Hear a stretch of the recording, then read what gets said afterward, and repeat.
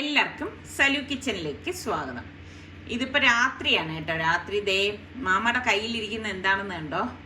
നമ്മൾ വിചാരിച്ചിരിക്കാതെ അപ്രതീക്ഷിതമായിട്ട് മാമ ചക്കയും കൊണ്ടുവന്നിരിക്കുകയാണ്. ഇത് മാമായും മാമിയും മോനുമാണ് കേട്ടോ.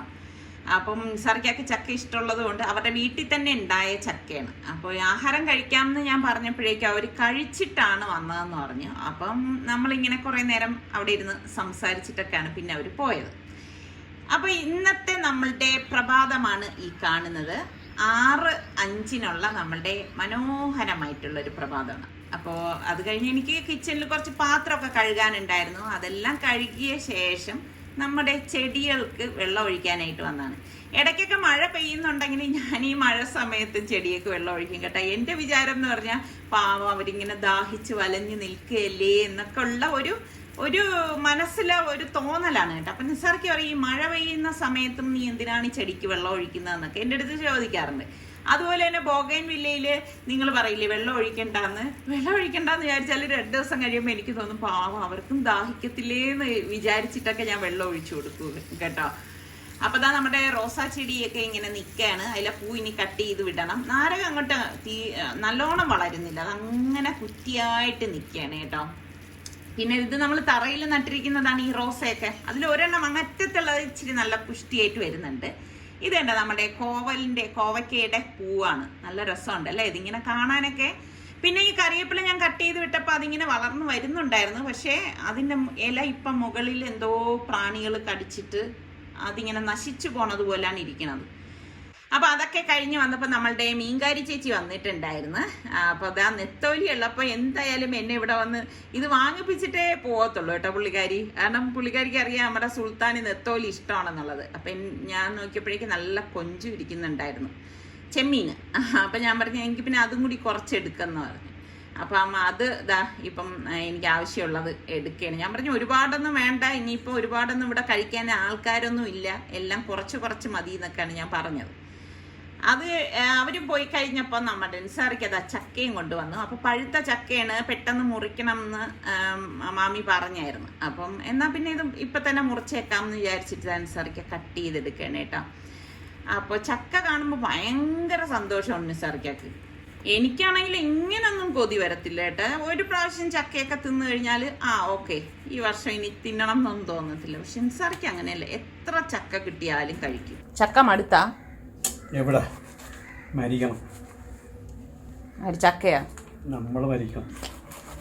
അപ്പൊ ആ ചക്കയുടെ പകുതി ഇതുപോലെ കട്ട് ചെയ്തിട്ടാണ് ഇതാ 4ആയിട്ട് കട്ട് ചെയ്തെടുത്തത്. നല്ല വരിക്ക ചക്കയായിരുന്നു. അതിൽ ഇത് ചക്ക അരക്കൊന്നും ഇല്ലായിരുന്നു. നല്ല ക്ലീൻ ആയിട്ടുള്ള ചക്കയായിരുന്നു കേട്ടോ. അധികം കളറില്ല, പക്ഷെ നല്ല അത്യാവശ്യം മധുരമുള്ള നല്ല ചക്ക തന്നെയായിരുന്നു. അപ്പം നിങ്ങളുടെ വീട്ടിലും ഒക്കെ ഇതുപോലെ ചക്കയൊക്കെ പിടിച്ചിട്ടുണ്ടാവുമല്ലോ അല്ലേ? എത്ര പേരുടെ വീട്ടിൽ പിടിച്ചിട്ടുണ്ട്? അപ്പം ബ്രേക്ക്ഫാസ്റ്റ് ഒക്കെ നോർമൽ ബ്രേക്ക്ഫാസ്റ്റ് ആയിരുന്നു. അപ്പം ഞാൻ അതൊന്നും ഇൻക്ലൂഡ് ചെയ്യുന്നില്ല. അപ്പം ലഞ്ച് ഇപ്പോൾ പെരുന്നാളൊക്കെ കഴിഞ്ഞ ശേഷം ഞാൻ വിചാരിച്ചു ഒരു നാടൻ ലഞ്ച് തയ്യാറാക്കാമെന്ന്. അപ്പം മീൻ ഇന്നിപ്പം ഞാൻ പാര മീനാണ് മുളക് പുരട്ടി എടുത്തിരിക്കുന്നത്. പിന്നെ കൊഞ്ചും നെത്തോലിയും ഉണ്ടല്ലോ. അപ്പം ഞാൻ വിചാരിച്ചു അത് വൈകുന്നേരത്തേക്ക് എടുക്കാം എന്ന് വിചാരിച്ച് അത് ക്ലീൻ ചെയ്ത് മാറ്റി വെച്ച്. അപ്പം ഞാൻ ഒരു 100 ഗ്രാം സാമ്പാർ പരിപ്പ് നന്നായിട്ടൊന്ന് കഴുകിയിട്ട് പ്രഷർ കുക്കറിലേക്ക് ഇതുപോലെ ഇട്ടെടുത്തിട്ട് ഞാനിവിടെ ഒരു 10 ചുവന്നുള്ളിയും ഒരു തക്കാളിയും ഒരു 3 പച്ചമുളകും എടുത്തിട്ടുണ്ട്. നമ്മുടെ തിരുവനന്തപുരത്തിൻ്റെ സ്വന്തം തൊണ്ടമുളകാണ് കേട്ടോ. അതും കൂടി ഈ പ്രഷർ കുക്കറിലേക്ക് ഇട്ട് കൊടുത്തിട്ട് 1/4 ടീസ്പൂൺ മഞ്ഞൾപ്പൊടിയും പാകത്തിനുള്ള ഉപ്പും കൂടി ഇട്ട് കൊടുക്കുകയാണ്. എന്നിട്ട് ഞാൻ ഇതിലേക്ക് ഇതുപോലെ ഒരു കപ്പിൽ വെള്ളം എടുത്തിട്ടുണ്ട്. അതായത് ഈ വെജിറ്റബിൾ നഗൊക്കെയുള്ള വെള്ളം അത് കണക്കാക്കിയാണ് എടുത്തത്. അതും കൂടി ഒഴിച്ചിട്ട് അതൊന്ന് ഇളക്കിയിട്ട് കുക്കർ മൂടി വെയിറ്റ് ഇട്ടിട്ട് ഒരു 2 വിസിൽ വരെ ഇതൊന്ന് വേവിച്ചെടുക്കും. അപ്പം അതവിടെ വിസിൽ കേൾക്കുന്നുണ്ട്. അതവിടെ റെഡിയാണ്. നേരം ഞാൻ വന്ന് നോക്കിയപ്പോഴേക്കുണ്ട് നിസാർക്ക് വെജിറ്റബിൾസ് ഒക്കെ കട്ട് ചെയ്യണം. അവിയല്ല നമ്മുടെ സലുവിന് സാലഡ്, വെജിറ്റബിൾ സാലഡ്. അവന് ഉച്ചയ്ക്ക് ഇതാണ്. അവൻ ചോറൊന്നും കഴിക്കില്ല കേട്ടാ. അരി തള്ളിയാൽ മതി ഇതുപോലെ. ഇപ്പം എത്ര ദിവസത്തേക്കൊന്നും അറിഞ്ഞൂടാ, അതൊന്നും നമുക്ക് അറിയത്തില്ല. എന്തായാലും ഇപ്പം ചോറും കഴിക്കത്തില്ല. ബ്രേക്ക്ഫാസ്റ്റിനായാലും ഓട്സ് ഒക്കെയാണ് കഴിക്കുന്നത്. പിന്നെ തീരുമാനിച്ച് ഉറച്ചിരിക്കുകയാണ് ഇപ്രാവശ്യം. അങ്ങനെ എല്ലാവരും കളിയാക്കി കളഞ്ഞു. അവൻ വിചാരിച്ചില്ല ഇത്രയും ഉണ്ടെന്നുള്ളത്. അതാണ് നാട്ടിലെത്തിയപ്പോഴാണ് അവന് ആ സീരിയസ്നെസ് മനസ്സിലായത്.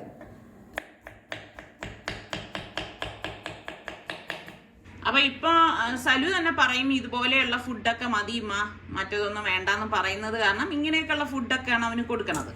അപ്പൊ നമ്മളുടെ കുക്കറിലെ സ്റ്റീമൊക്കെ പോയ ശേഷം ഞാൻ ഓപ്പൺ ചെയ്തു. ഇതാ കണ്ട കറക്റ്റ് പരുവത്തിനെല്ലാം വെന്ത് വന്നിട്ടുണ്ട്. ഇതിപ്പോ ചെറിയ കുക്കറായത് കാരണം നമുക്ക് പെട്ടെന്ന് റെഡിയായി കിട്ടും.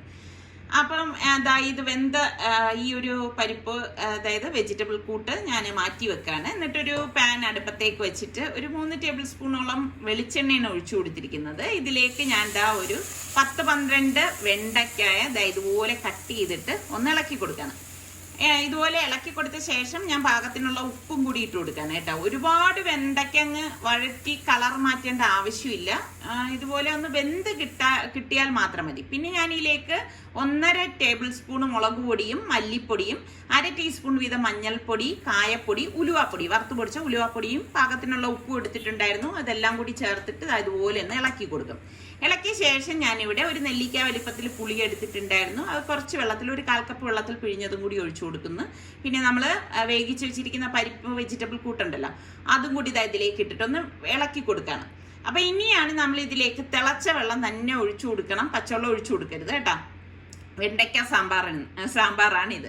അപ്പൊ ഞാൻ ഒരുപാട് സാമ്പാറിന്റെ റെസിപ്പി പല ടൈപ്പിൽ ഉണ്ടാക്കിയിട്ടുണ്ട്, പല വിധത്തിൽ. അപ്പൊ നിങ്ങൾ സാമ്പാറെന്ന് കാണുമ്പോഴേക്കും ഇപ്പോഴും ഉണ്ടാക്കണതല്ലേ എന്ന് വിചാരിച്ച് കളയരുത്. ഓരോ രീതിയിലായിരിക്കും ഞാൻ സാമ്പാർ ഉണ്ടാക്കണം. എന്നിട്ട് ഞാൻ ഇതിലേക്ക് ഒരു കൈപ്പിടി മല്ലിയില ഇതുപോലെ ഒന്ന് കട്ട് ചെയ്ത് ഇട്ട് കൊടുക്കും. ഒരുപാട് അങ്ങ് കുറുകിയും പോരുത്, എന്നാൽ ഒരുപാട് ലൂസും ആവാൻ പാടില്ല കേട്ടോ. അപ്പം ഇത് സലുവിന് ഇഷ്ടമുള്ള സാമ്പാറാണ്. പക്ഷെ ഇന്ന് അവൻ എടുക്കത്തൊന്നുമില്ല കേട്ടോ ഇത്. കാരണം അവൻ വെജിറ്റബിൾസ് സാലഡൊക്കെയാണ് ഇപ്പൊ കഴിക്കണത്. ഇതുപോലെ സാമ്പാർ തിള വരുന്ന സമയത്ത് ഞാൻ ഗ്യാസ് ഓഫ് ചെയ്തിട്ട് അതൊന്ന് താളിച്ചൊഴിക്കാൻ പോകണം. അപ്പോൾ 1 ടേബിൾ സ്പൂൺ വെളിച്ചെണ്ണ ഒഴിച്ചിട്ട് കടുക്, വറ്റൽ മുളക്, കറിവേപ്പില, ഇത്രയാണ് ഞാനിപ്പോൾ ഇതിലേക്ക് ഇട്ട് കൊടുക്കുന്നത്. ഗ്യാസ് ഓഫ് ചെയ്തിട്ട് ഞാൻ കറിവേപ്പില ഇടത്തുള്ളൂ കേട്ടോ. ഇതുപോലെ ഇട്ട് കൊടുത്ത ശേഷം നമുക്ക് ഇത് സാമ്പാറിലേക്ക് ഒഴിച്ചു കൊടുക്കാം. അപ്പം അടിപൊളിയാണ്. അപ്പം ട്രൈ ചെയ്യാത്തവർ ഇതൊന്ന് ട്രൈ ചെയ്ത് നോക്കണം. എളുപ്പത്തിൽ ഉണ്ടാക്കിയെടുക്കാൻ പറ്റുന്ന നല്ല കിടിലൻ വെണ്ടയ്ക്ക സാമ്പാറാണ് കേട്ടോ ഇത്. അപ്പം ഞാൻ അതൊന്ന് അടച്ച് മാറ്റി വെക്കാണ്. അപ്പം ഞാൻ മിക്സഡ് തോരനാണ് ഉണ്ടാക്കുന്നത്. അപ്പം അതിനുവേണ്ടി കുറച്ച് ക്യാബേജ്, അതുപോലെ തന്നെ ബീൻസ്, ക്യാരറ്റ്, ഇതൊക്കെ ഇതുപോലെ ചെറുതായിട്ട് കട്ട് ചെയ്തെടുക്കും. എന്നിട്ട് നമ്മളുടെ തിരുവനന്തപുരത്തിന്റെ സ്വന്തം തൊണ്ടൻ മുളക് കേട്ടോ. എനിക്ക് ഭയങ്കര ഇഷ്ടമുള്ള ഒരു മുളകാണ് കേട്ടോ. അതുകൊണ്ടാണ് ഞാൻ അതിനെ അത്രത്തോളം വർണ്ണിക്കുന്നത്. അപ്പൊ ഇതിനിടെ ചോറ് റെഡി ആയപ്പോഴേക്ക് ഞാനൊന്ന് ഡ്രെയിൻ ചെയ്ത് എടുക്കുകയാണ്. നമ്മളുടെ സുൽത്താനും ചോറ് കഴിക്കത്തില്ല, അവന് ചപ്പാത്തി മതി എന്ന് പറഞ്ഞിട്ട് ഞാൻ ചപ്പാത്തിക്ക് കുഴച്ച് വെച്ചിട്ടുണ്ടായിരുന്നു. അപ്പോൾ ഒരു പാനിലേക്ക് വെളിച്ചെണ്ണ ഒഴിച്ച ശേഷം ഞാൻ കടുകിട്ട് പൊട്ടിച്ചു കൊടുക്കുകയാണ്. ഇതിലേക്ക് കറിവേപ്പിലയും ഇട്ടിട്ട് നമ്മൾ ഈ കട്ട് ചെയ്ത് വെച്ചിരിക്കുന്ന വെജിറ്റബിൾസ് ഉണ്ടല്ലോ, അതെല്ലാം ഒരുമിച്ച് തന്നെ ഇട്ട് കൊടുത്തിട്ട് ഇതുപോലെ ഒന്ന് ഇളക്കി കൊടുക്കും. അപ്പോൾ ഈ വെജിറ്റബിൾസ് ഒന്നും ഒരുപാട് വേകേണ്ട ആവശ്യമില്ല. ഇതിലേക്ക് പാകത്തിനുള്ള ഉപ്പും കൂടി ഇട്ട് കൊടുത്തിട്ട് ഒരു 5-6 വെളുത്തുള്ളി അല്ലി ഞാനൊന്ന് ചതച്ചെടുത്തിട്ടുണ്ട്, അത് ഇതിലേക്ക് ഇട്ട് കൊടുക്കണം. പെട്ടെന്ന് ഉണ്ടാക്കിയെടുക്കാൻ പറ്റുന്ന നല്ല ഒരു മിക്സഡ് തോരനാണ് കേട്ടോ ഇത്. എന്നിട്ട് ഇതുപോലെ ഒന്ന് ഇളക്കിയെടുക്കണം. ഇളക്കിയ ശേഷം ഞാനതൊന്ന് പെട്ടെന്ന് റെഡിയാൻ വേണ്ടി ഒന്ന് മൂടി വെച്ച് കൊടുക്കുകയാണ്. വെള്ളം ഒരു തുള്ളി പോലും ഒഴിക്കരുത് കേട്ടോ. അപ്പൊ 1 മിനിറ്റിന് ശേഷം ഞാനിത് അടപ്പ് തുറന്നിട്ട് ഒരു കൈപ്പിടി തേങ്ങയും 1/4 ടീസ്പൂൺ ചെറിയ ജീരകവും 1/2 ടീസ്പൂൺ മഞ്ഞൾപ്പൊടി ഇട്ടിട്ടുണ്ടായിരുന്നു, അതും കൂടി ചേർത്തൊന്ന് ഇളക്കിയെടുക്കണം. അത് ക്യാമറ ഓഫായി പോയി കേട്ടോ, ചാർജ് തീർന്നിട്ട്. അപ്പോൾ ഞാൻ എണ്ണ പാനിലേക്ക് ചൂടാക്കാൻ വെച്ചതിലേക്ക് നമുക്ക് പൊരിക്കാനുള്ള മീൻ ഞാൻ ഇതുപോലെ വെക്കുകയാണ്. ഞാനിപ്പോൾ ഇത് മുഴുവനെയാണ് പൊരിക്കുന്നത് കേട്ടോ. ഞാൻ കുറച്ച് കറിവേപ്പിലയും കൂടി ഇട്ട് കൊടുക്കുന്നുണ്ട്. അത് തിരിച്ചും മറിച്ചും ഇട്ട് റെഡിയാക്കി എടുക്കുകയാണ് ചെയ്യുന്നത്. അപ്പം ഇന്നത്തെ നമ്മളുടെ ഒരു നാടൻ കണ്ടോ കറികളും കൂട്ടിയിട്ടുള്ള ഒരു ഊണാണ്. എളുപ്പം ഉണ്ടാക്കിയെടുക്കാൻ പറ്റുന്ന അടിപൊളി ഊണ് തന്നെയാണ് കേട്ടോ. അപ്പം നമ്മുടെ സൽമാൻ കണ്ടോ സാലഡാണ് കഴിക്കുന്നത്. നമ്മുടെ സുൽത്താൻ ചപ്പാത്തി ഉണ്ടായിരുന്നു, പക്ഷെ അവൻ കുബൂസാണ് എടുത്തത് കേട്ടോ. കുബൂസ് ഇവിടെ ഇരിപ്പുണ്ടായിരുന്നു. അപ്പോൾ ഇതാണ് നമ്മളുടെ ഇന്നത്തെ ലഞ്ച് എന്ന് പറയുന്നത്. അപ്പം നമ്മൾ ഊണൊക്കെ കഴിഞ്ഞ് കഴിഞ്ഞപ്പോൾ സൽമാൻ പറഞ്ഞു വാപ്പായുമായും ഫ്രീ ആണെങ്കിൽ ഒന്ന് കൂടെ വരാമോന്ന് ചോദിച്ചു. അപ്പം അവനല്ലേ ഡ്രൈവ് ചെയ്യുന്നത്. അപ്പം നേരെ ഷോറൂമിലേക്കാണ് വരുന്നത്. അപ്പം നമുക്ക് കാര്യം മനസ്സിലായി. കാരണം 2-3 ദിവസം കൊണ്ട് അവൻ ഈ വണ്ടി എടുക്കുന്നതിനെ കുറിച്ചൊക്കെ പറയുന്നുണ്ടായിരുന്നു. പക്ഷെ നിസാറിക്കും സൽമാനും താല്പര്യം ഇതുപോലെ ഇന്നോവയാണ് കേട്ടോ. പക്ഷെ എനിക്കിഷ്ടം ഫോർച്യൂണർ തന്നെയാണ്. അപ്പൊ ഇങ്ങനെ അവിടെ കിടക്കുന്ന ഓരോ വണ്ടികൾ ഇങ്ങനെ കയറി നോക്കുകയാണ്. അപ്പൊ മുൻപും ഇതുപോലെ സലു ഇങ്ങനെ വണ്ടിയൊക്കെ നോക്കിയിരുന്ന സമയത്ത് ഞാൻ പറഞ്ഞിരുന്നു, നീ ഇവിടെ ഉള്ളപ്പോഴാണെങ്കിലും ഒക്കെ നമ്മൾ വലിയ വണ്ടി എടുക്കുന്നതിൽ അർത്ഥമുണ്ട്. അപ്പൊ നീ ഇവിടെ ഇല്ല, സുൽത്താനും ഇല്ല, റിസ്വാനും ഇല്ലാത്ത അവസരങ്ങളിൽ നമ്മൾ ഇങ്ങനെ വലിയ വണ്ടി ഇപ്പൊ നോക്കണത് വേസ്റ്റ് അല്ലേ എന്നൊക്കെ ഇങ്ങനെ ഞാൻ പറയുന്നുണ്ടായിരുന്നു. പിന്നെ ഇതൊക്കെ അവരുടെ ആ ഒരു ഏജിന്റെ ഓരോരോ ആഗ്രഹങ്ങളാണ്. അപ്പൊ ഞാനിങ്ങനെ എന്തായാലും അവിടെ കിടക്കുന്ന വണ്ടികളൊക്കെ ഞാൻ ഇങ്ങനെ ഒന്ന് നോക്കുന്നുണ്ട്. എനിക്ക് കംഫർട്ട് ഏതാണെന്നാണ് ഞാൻ നോക്കുന്നത്. അപ്പൊ സെയിൽസ് റെപ്രസെന്റേറ്റീവും പിന്നെ അതുപോലെ തന്നെ മാനേജറൊക്കെ വന്ന് സംസാരിച്ചു. അപ്പൊ അതിന്റെ ആ ഓരോ വണ്ടിയുടെ ഫീച്ചേഴ്സും കാര്യങ്ങളും ഒക്കെ അവര് പറഞ്ഞു തരാണ്. അപ്പൊ ഇത് സൽമാന്റെ ഫ്രണ്ടും കൂടിയാണ് കേട്ടോ മാനേജർ എന്ന് പറയുന്നത്. അപ്പൊ അങ്ങനെ അതിന്റെ കാര്യങ്ങളെല്ലാം മനസ്സിലാക്കി. അപ്പൊ നമ്മള് മുൻപൊക്കെയാണ് എന്തെങ്കിലും കണ്ടു കഴിഞ്ഞാൽ എടുത്ത പടി ഓരോന്നിലേക്ക് കയറുന്നത്. ഇപ്പൊ അങ്ങനെയല്ല, നന്നായിട്ട് ആലോചിച്ച ശേഷം മാത്രമേ ഒരു കാര്യത്തിലേക്ക് നമ്മൾ പുറപ്പെടത്തുള്ളൂ. കാരണം ഞങ്ങളുടെ ജീവിത അനുഭവങ്ങൾ നമ്മളെ പഠിപ്പിച്ച പാഠങ്ങളാണത്. അത് നിങ്ങളാണെങ്കിലും ശ്രദ്ധിക്കേണ്ട കാര്യമാണ്. പെട്ടെന്ന് ഒന്നിനും ഒരു തീരുമാനം എടുക്കരുത്. സാവകാശം നമ്മൾ 10 പ്രാവശ്യം ആലോചിച്ചിട്ട് മാത്രമേ ഏത് കാര്യവും വേണോ വേണ്ടയോ എന്ന് നമ്മൾ തീരുമാനിക്കാവൂ. അപ്പൊ ഇന്നത്തെ നമ്മളുടെ നാടൻ ലഞ്ച് അടങ്ങിയ കുഞ്ഞു വ്ളോഗ് നിങ്ങൾക്ക് എല്ലാവർക്കും ഇഷ്ടമായെന്ന് വിശ്വസിക്കുന്നു.